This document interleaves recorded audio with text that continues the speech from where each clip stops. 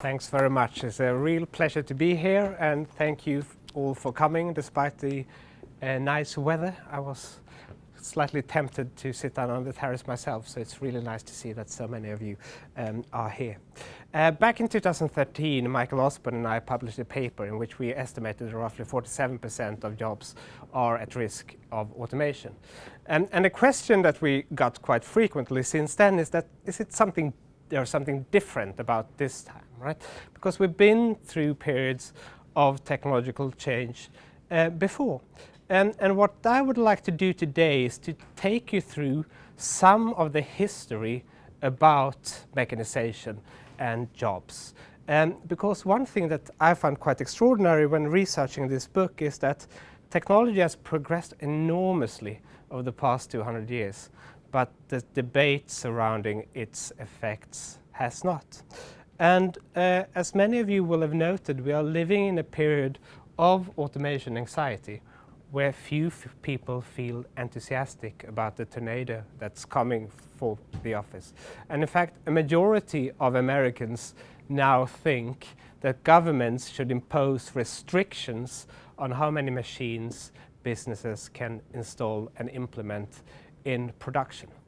And this seems puzzling from an economic historian point of view, because if you take a really long view, what you see is that economic growth looks like this hockey stick, right? It was slow and stagnant for millennia and only took off in extraordinary fashion around 1800. And the standard story behind this is that this was roughly the time when the mechanized factory arrived, that with its extreme divisions of labor and the implementation of machinery in production allowed us to produce more with fewer people. And as a result of that, we are roughly 40 times richer today, adjusted for inflation, than we were in 1750 at the dawn of the first industrial revolution.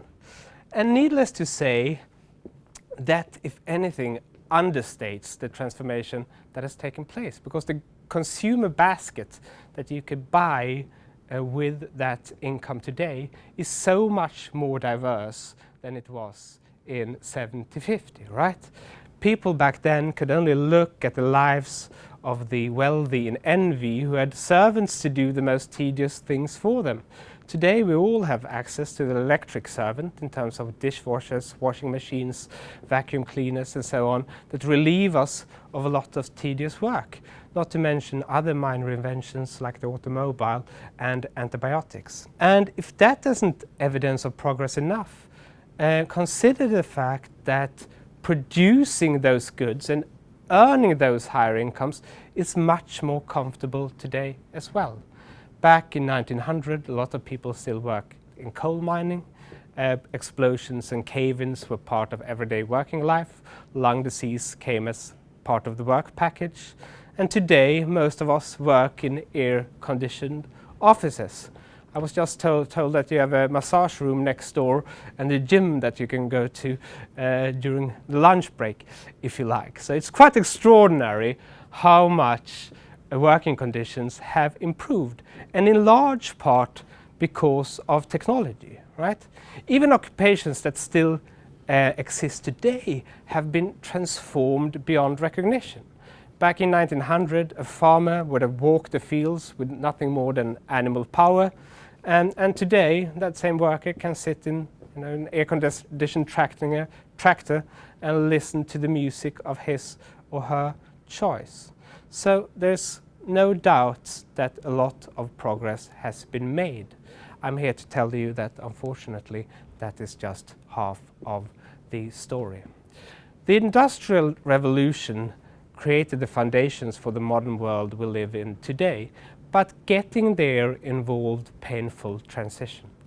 In 1844, Benjamin Disraeli, before he became Prime Minister of Britain, published a novel called Coningsby, in which one character remarks that I see cities peopled with machines. Certainly Manchester must be the most wonderful place of modern times. The same year, Frederick Engels published his Conditions on the Working Classes in England, which was written during a stay in precisely Manchester. Engels, needless to say, had a very different take on the matter. He argued that machinery only served to downgrade people, to deprive them of their jobs and incomes. And as a result of that, he argued that it was not in the interest of the working classes for mechanization to progress. Now, Frederick Engels was clearly wrong about the future, but as the economic historian Bob Allen has pointed out, he was actually right about the past, because for 7 decades, even as the British economy took off, wages were stagnant or even falling at the bottom end of the income distribution. The wage data for this period is admittedly not that great, but even if you look at other sources of data like consumption, you see that spending on non-essentials, for example, declined during this period. And if you look at biological indicators of well-being like heights, you find that the cohorts born in 1750 was actually taller than the cohorts born in 1850. So it seems that this had also an impact on people's incomes, their nutrition, and life expectancy more broadly. And the reason for this was in large part the mechanization of industry. The fact that machines replaced the middle-income artisan jobs with low-paid jobs often performed by children in factories. In fact, early spinning machines were specifically designed to be tended by children. It was only after 1840, when steam power became more pervasive in production, that the adult population regained the comparative advantage in production. But it took time for people to learn new skills. It took time for production to be standardized across factories so people could credibly threaten to leave their job for another factory job, which increased their bargaining power. Labor unions, of course, played a role as well, but that was actually much later.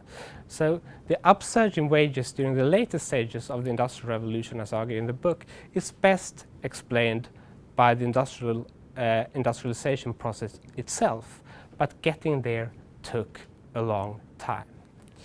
Now, one puzzle to many economic historians has been, why would people have voluntarily agreed to participate in the industrialization process if it reduced their utility?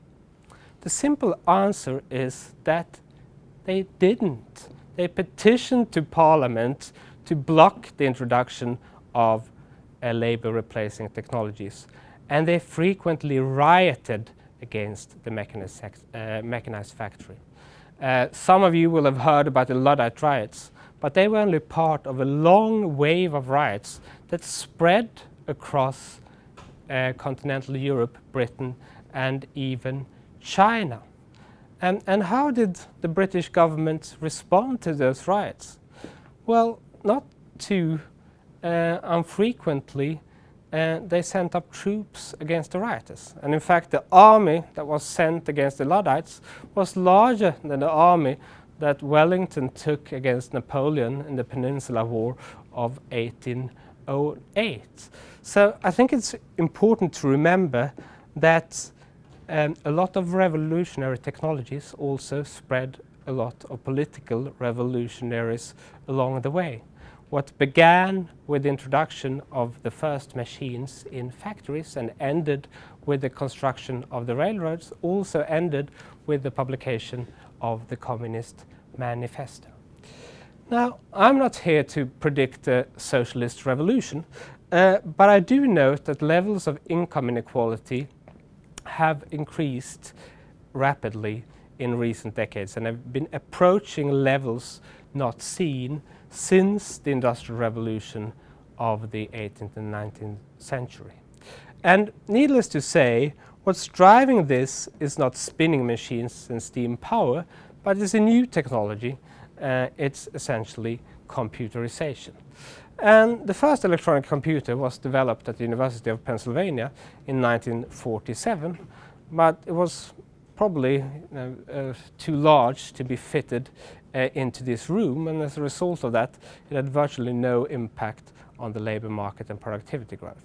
It was only around 1980s, with the introduction of the personal computer, that companies were able to restructure supply chains to take advantage of cheap labor in countries like China, and B, that companies became able to automate a lot of routine, rule-based activities that have disappeared in offices and factories.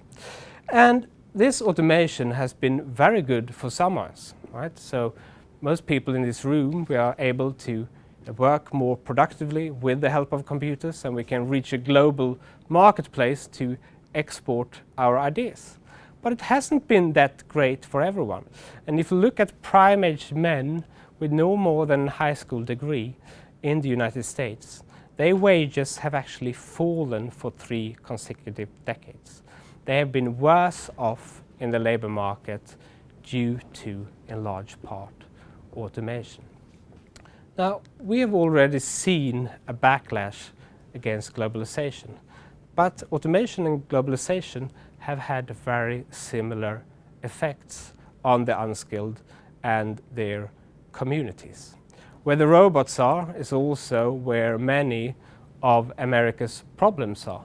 And a variety of studies have shown that when jobs dry up, you get a lot of social problems in those communities, such as rising crime, faltering marriage rates, and you even see what economists Anna Case and Angus Deaton have called the deaths of despair. A lot of people dying prematurely because of alcohol-related causes, liver disease, and suicide.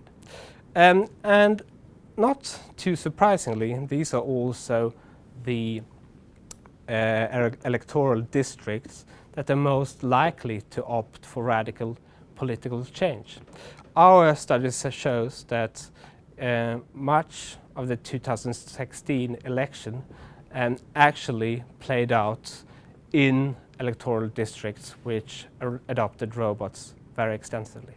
And if you want to explain why 3 key swing states like Michigan, Wisconsin, and Pennsylvania, who had voted for the Democratic candidate every single election since 1992, all of a sudden ended up voting for Donald Trump, automation is definitely part of the story. Now, the worrying part is that we have seen nothing yet, because past automation was essentially based on top-down computer programming, with a person specifying what the technology should do at every given contingency. We are now in an era of bottom-up machine learning, where new technologies can essentially infer the rules of the game themselves through data, tapping into our experience, and trial and error. And at some risk of oversimplification, this is what driving everything from recent developments in autonomous driving to Google Translate. Now, when I make this presentation, I'm sorry to say, some people sometimes point out that Google Translate is not perfect. But at the same time, it's important to remember that every revolution in technology began with imperfect technology. The early steam engines were merely used to drain coal mines, and even that they didn't do particularly well. And we've seen exponential improvements in many of these technologies in recent years. The second thing to point out is that we are not perfect either, right? This is a study of Israeli judges and their decision making during the day. And what you see here is that we make a high share of favorable decision just after we have our morning snack. And then the share drops down during the morning and bumps back again as insulin levels go up after the lunch break, and so on and so forth, right? And perhaps we can actually use algorithms to make better decisions in some domains where we perform poorly.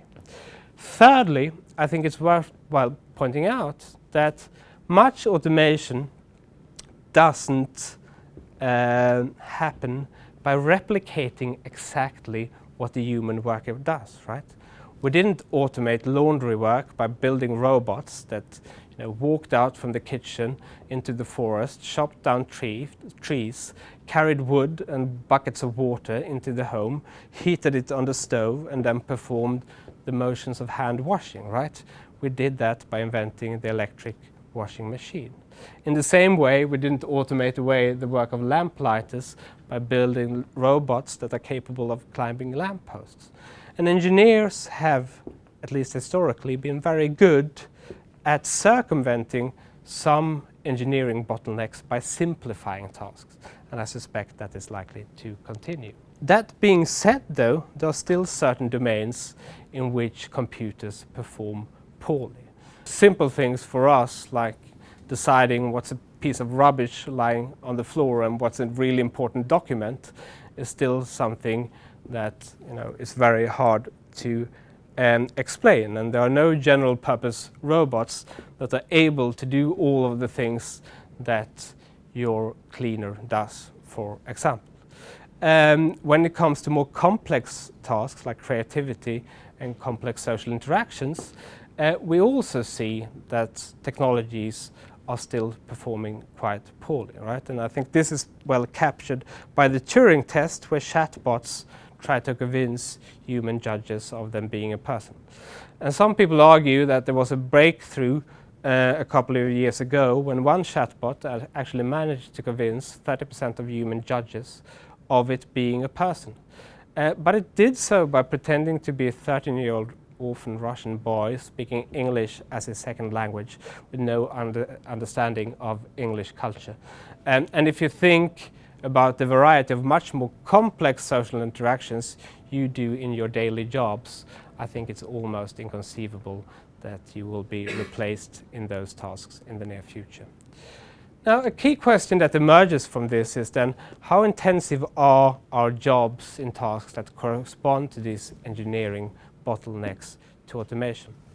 According to our estimates, quite a few are actually not very intensive in such tasks. Roughly 47% of jobs we estimate are at risk of automation. And that's no longer just production jobs, it's everything from transportation, logistics, warehouses, retailing, construction, and so on and so forth. And when we published this study a couple of years ago, we actually published a very detailed list of 702 occupations and their relative exposure to automation. And you can imagine that quite a lot of people dug through this list and tried to come up with silly examples. And my friend Ken Kukiera, The Economist, used to tease us because we found that fashion models are highly exposed to automation. These models on these pictures actually don't exist. They've been created by generative adversarial networks, which have generated them from thousands of pictures, and they're already being used by some companies like Dior. At the same time, though, we did say that technology is clearly not the only factor that drives decisions to automate, right? When Nissan produces cars in Japan, it relies heavily on robots. When it does the same thing in India, it relies more heavily on cheap labor. When tractors were first invented, they were long not adopted because there weren't any operatives that could actually run the machines. And the New York Times noted in 1918 that the tractor is too good a machine to be put in the hands of the poor operator. And to spur adoption, colleges were actually created that provided training courses for tractor operators to spur adoption. There are essentially restaurants today which are vending machines which kind of cut out the waiter from the process, and that may be good for certain events like going for a quick lunch, but we are unlikely to prefer having an automated waiter for a pleasant dinner, right? So consumer choices also matter a lot for decisions to automate. And even if Google Translate became perfect tomorrow, human translators still, or for certain documents, you still need certification. So unless we certify Google Translate, those jobs are not going to be replaced tomorrow. And lastly, as I pointed out earlier, adverse public opinion can matter as well. These are dock workers who went on strike in Los Angeles last month because of the introduction of machinery in the harbor in which they work. And I think that a big difference between today and the Industrial Revolution is that people today actually have, at least in the Industrial West, political rights. And I think that the economist Leontief was onto something when he suggested that if horses could have joined the Democratic Party and vote, what happened on the farms might have turned out differently. They may have used their political rights to bring the spread of the tractor to a halt. And the case of the Luddites was essentially hopeless, right? Because in the 19th century Britain, property ownership was still a requirement for voting, so their voice was essentially left unheard. Now, I'm actually an optimist about our long-run future. I'm 100% certain that artificial intelligence are going to make education and medicine better. It will rise productivity, boost some people's wages. It's going also to create a lot of new jobs that we can't even imagine today. And it's already created new jobs in recent years. LinkedIn recently did a survey on their platform where they looked at the fastest growing occupations. And among those you find jobs like iOS developers, social media interns, big data architects, but also Zumba instructors. And you find jobs like digital marketing specialists and also beach body coaches. And I think this reflects a broader trend that we are actually seeing in recent years, with tech jobs clustering in skilled cities like London, like Stockholm, in the Bay Area and so on, and those people demanding more specialized in-person type of services. And the result of this is that more people are clustering in these places. And that has been great for cities like London, but it hasn't been great for certain people in the countryside who have seen jobs vanish due to automation. And this has created very much of the divide that we are seeing today between these hubs for technology and the rest, essentially. And I would predict that unless we do something about this, these trends are likely to continue.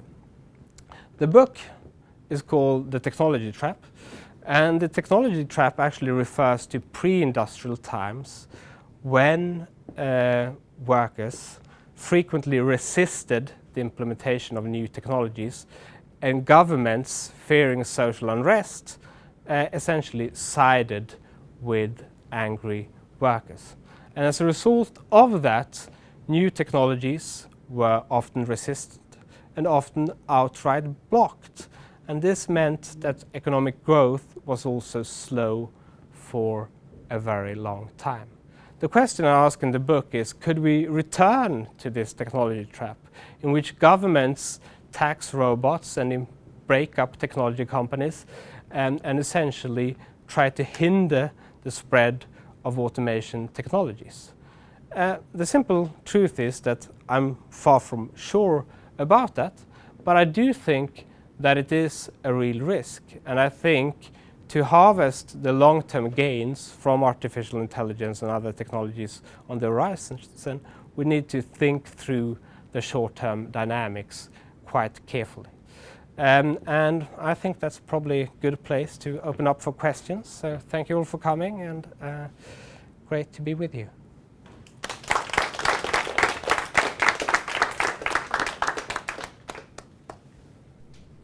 So if you were then advising policymakers on what action should they be taking, knowing these trends, what would be the big policies that you think they should be prioritising?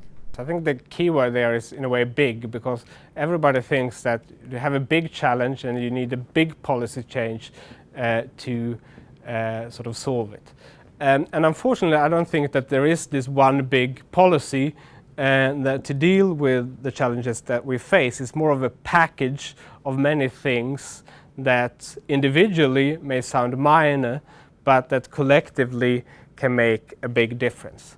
So to take one example, I grew up in southern Sweden, close to a city called Malmö. Right? And Malmö was a city that specialized in building ships, an industry that went down in the 1990s, and the city was actually doing quite poorly for a long time. And essentially it only took off again with the construction of the bridge to Copenhagen, which meant that people could stay put in Malmö, where housing was cheap, commuting to Copenhagen, where there was a greater abundance of new jobs, spend their money locally in Malmö, which gave a boost to the local service economy there, and essentially created this virtuous cycle. And I think that one of the key drivers of both income and wealth inequality has actually been that there are significant constraints on housing supply to places like London, where these new jobs are emerging. And a lot of people can actually not afford to live in places that provide most opportunity, and that is the reason why some people are not leaving the Bay Area for places like Austin, because it makes it harder to actually attract talent. So I think that a lot can actually be achieved by building more in places that are expanding, and B, connecting them through investments in smart infrastructure, because people ideally want to stay put in their communities. Right? And if you can connect declining places to expanding ones, a lot can be achieved. Now, looking into the future, there may be better transportation technologies than we have now. There's currently a feasibility study being done of connecting Cleveland and Chicago with a Hyperloop. So that's currently a 6-hour drive. If that was to be successful at some point, that would be a 28-minute commute. So 2 labor markets would essentially be one. And I also think that a lot can be achieved by investing more in early childhood education. So we don't know exactly what the skills of the future will be, but we know what some of the hurdles to acquiring new skills are. And if you have early deficits in math and basically reading, you are much less likely to learn new skills later on. You're much less likely to go to college, and you're much less likely to participate in civic activities and so on. So I think by investing in early childhood education, particularly in deprived areas, a lot can be achieved as well. If you ask people in many of those towns, they'd say, we don't want to be a dormitory town to a big capital city. We want good jobs back, like we've had before, like farming jobs, fishing jobs, manufacturing jobs. Would your argument be, well, that would effectively be like the Luddites were trying to do, hanging on to jobs that will no longer exist? Or would your argument be you need to invest in those other kind of jobs as well? Yes, I mean, I don't believe in conserving old jobs, and bringing old jobs back is essentially conserving the past. And if we would have done that for the past 100 years, a lot of people will still work in coal mining. And coal mining communities might have been better off then in a way than they are now, but on average, we're so much more better off because of the changes in the labor market and the changes in technology we've seen over the long run. And I think, in the short run, a lot of people are likely to be made worse off by changes in technology. I think a problem when economists speak about the short run is that we are usually not very specific about what that means, and whether it's 20 hours, 20 days, or 20 years kind of matters. During the Industrial Revolution, that was a long time. But in sort of the grand scheme of things, right, later generations have been made so much better off as a consequence of that. And if we value later generations as we value current ones, then we should think that it's still in the greater good. I was interested by the robot map, if you will, showing kind of that correlation, if there is a correlation, because I guess the loudest explanation that I've heard about why kind of the US shifted was offshoring of jobs. Do you think that there's maybe a lack of awareness among those that are kind of at greatest risk of automation? I know you showed kind of the 47% statistic in the LA harbor, but do you think there's a great recognition of that, and do you think that kind of narrative is going to get louder over time? Yes, I think first of all, I mean, offshoring is enabled by technology as well. So to disentangle the two is tricky, but it's absolutely clear that both offshoring and automation has contributed to deindustrialization. And if you look at the United States, you see that manufacturing employment peaked in 1979, and the manufacturing employment share has fallen steadily since then. But the output share of the economy has actually been constant over the same period of time. So there's still a lot of stuff being produced in the US, but with fewer people. And I think, as I mentioned, globalization and automation have both played a significant role. I think looking forward, though, the rise of China has already happened. We've already seen a lot of offshoring. Most people today actually work in non-traded sectors of the economy that can't be exported. So they are relatively shielded actually from future globalization, but they aren't shielded from automation, right? So there are roughly 3.5 million cashiers in the US which are exposed to technologies like Amazon Go. There's another 3.5 truck, bus and taxi drivers which are exposed to autonomous vehicles. So there are a lot of jobs that are not offshoreable but are automatable. And I think that is also one of the reasons to be concerned that it may actually shift more towards technology. Facebook recently made the argument against the breakup of big tech that if big tech is being broken up, somebody else, as you mentioned in this case, Chinese company would take over. Do you believe that we reached a point where globalization trumps the power of single governments to stop, or in this case globalization would encourage or accelerate the spread of automation? So one of the key reasons that the Industrial Revolution happened in Britain was not that there was an absence of resistance to technological change, right? Quite the contrary. And the reason that it happened in Britain was that governments for the first time sided with innovators and pioneers of industry. And the reason for that in turn was in large part actually early globalization and competition between nation states. So the craft guilds, for example, which sort of forcefully resisted new technologies, became weakened by globalization because their political clout didn't extend beyond the city in which they worked. So as a result of that, the threat from the below was essentially reduced.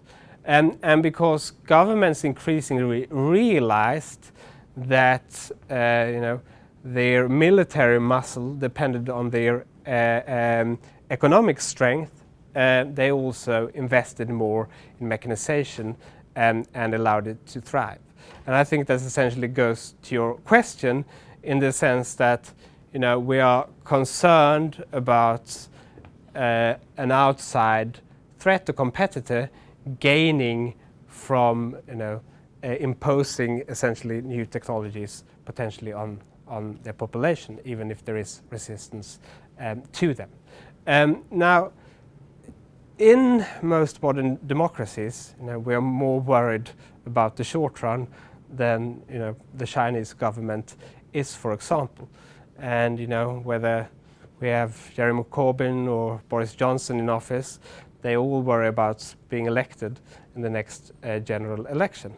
So they are much more likely to take, the democratic process or the threat from below, if you like, more seriously than, let's say, the Chinese government is. So, I mean, I take the point that China may have an advantage in that regard, but I still think it's a difficult selling proposition to voters and say, look, it may be your jobs that are at stake, but we are still going to implement these technologies because of competition with China and some other places.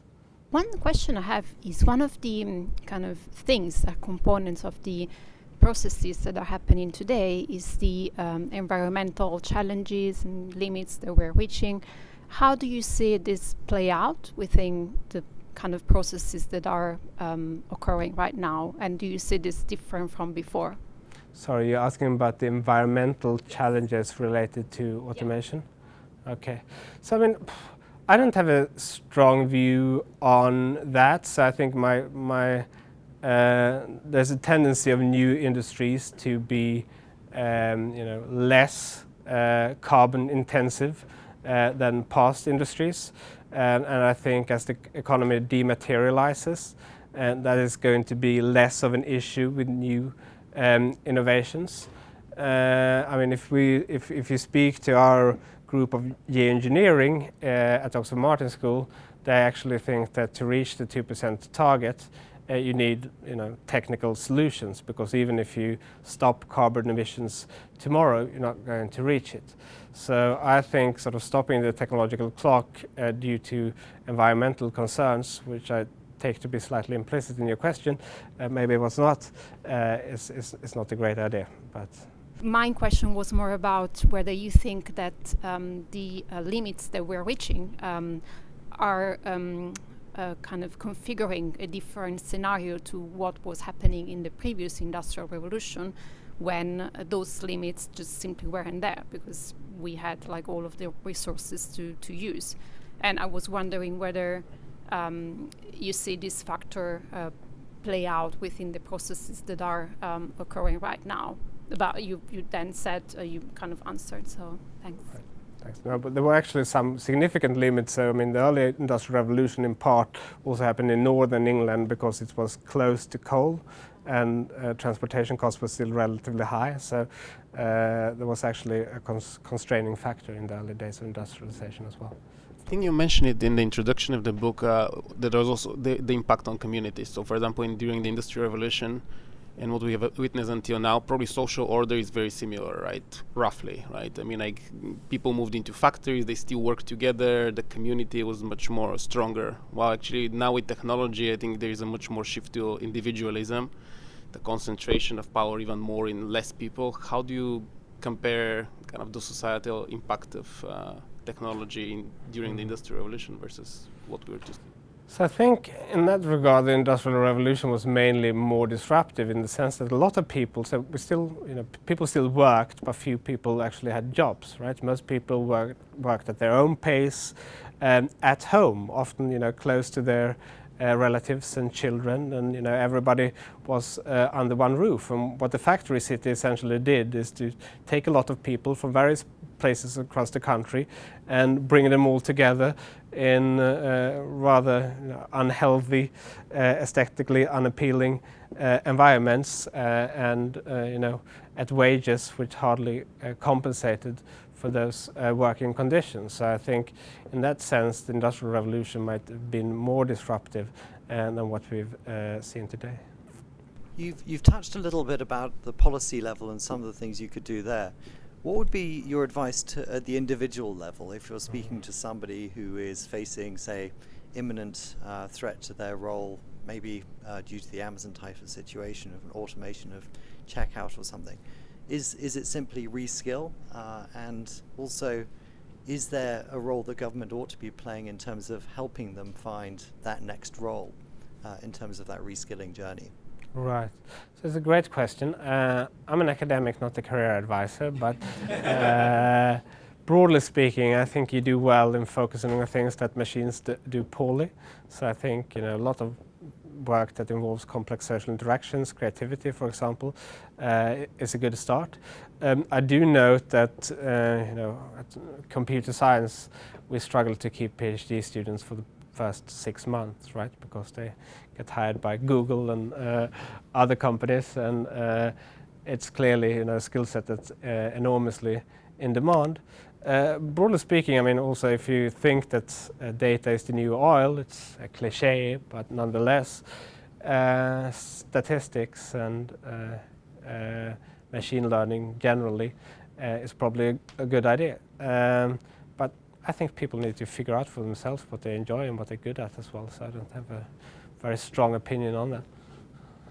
I see technology as something that essentially humans created to make their lives easier. So even if there was a limit imposed by an authoritative body on technology progressing, I think humans will always find a way to make their lives easier. Would the question not be about, say, the distribution of resources? And I only mention this because you mentioned the Communist Manifesto earlier in your presentation, but isn't that essentially one of the questions that Marx answered? When we reach a certain level of technology, that resources have to be distributed. Obviously, he visioned a world where, robots are working in the farms and people are frolicking about picking flowers and stuff. But yeah, so Marx thought that people would have to acquire the means of production. He didn't think that wages would rise as mechanization progressed. So things happened quite differently. Well, I mean, I'm not sure that I agree with the basic premise that people just innovate to make their own lives easier. So I think a lot of innovation is happening in businesses today, and it's happening to meet the certain consumer demand. But I do agree that it's very much a distributional issue. If you look at a country like Saudi Arabia and a country like Norway, right? They both have oil. They've essentially black gold coming out of the ground. But they're very different economies, they're very different societies. It's more widely shared in one place than the other, and obviously that is due to the result of institution and culture and factors that have nothing to do with technology in itself. So clearly that's right. You drew the parallels between the rise of automation in certain parts of America and the rise of the Republic, or the switch to the Republican vote. So I'm further drawing the parallel between the rise of populism with that. Are there any kind of parallels in what happened with the Industrial Revolution, and is there any sort of light at the end of the populist tunnel that we seem to be going down at the moment? So sorry, if there is a parallel with the rise of populism? With the rise of with the automation, how did that pan out in a similar way back in the Industrial Revolution? Was there a shift in politics and how that responded to that, and then how did it evolve once things had kind of established themselves? Right, so not really. So I think one key difference is sort of actually in the sphere of economic ideas. So a lot of people at the time of the Industrial Revolution still believed that the world was Malthusian, right? And that was the idea that larger, higher incomes would only result in larger populations with no benefit to the average people in per capita terms, and as a result of that, it was also believed that any sort of redistribution was essentially meaningless because it would only translate into a larger population. And this idea was actually very popular. It led to the reform of the poor laws in 1834, which essentially took away the safety net that had existed. So the policy direction in that regard was more sort of in the other way around. I think today there's actually, most people realize that there are things that governments can do to smoothen the transition, and the other big difference is that even with the Reform Act of 1867, property ownership still remained a requirement for voting, so most people were essentially politically disenfranchised. You made the point that perhaps if horses had had the vote, then maybe the Industrial Revolution wouldn't have played out as planned. You could say that some of the beneficiaries of technology change have the vote today, but many don't. And so in advanced Western democracies, how does this all play out? Sorry, I'm not sure if I'm following your question. In a world where everyone where in advanced economies where most people have the vote, but perhaps many people won't be beneficiaries of technology change, how does this play out in a democracy? Yes, I think that's the key point, right? So, I mean, if people are not happy with the verdict of the market, they can opt against it through various mechanisms. And I think that somebody who is sort of tapping into this concern, like Andrew Yang in the United States today, is gaining a lot of traction on that. So I think it's extremely hard to predict how this is going to play out, and that's sort of also one of the key points of the book, because this 47% study that we published back in 2013, in a sense, created a literature in which people were trying to predict exactly how many jobs that were going to disappear or appear by 2030 and so on. And we merely looked at the potential scope of automation. I think the pace of it is much more complex. It depends on what we do. It depends on acceptance for new technology. And much of that sort of lab is going to play out in the sphere of political economy. And we struggle to predict the outcome of the general election in the very same day. So I think we need to be rather humble about our ability to predict such outcomes. Brilliant, thank you. With that, please join me in thanking Carl Benedikt. Thank you.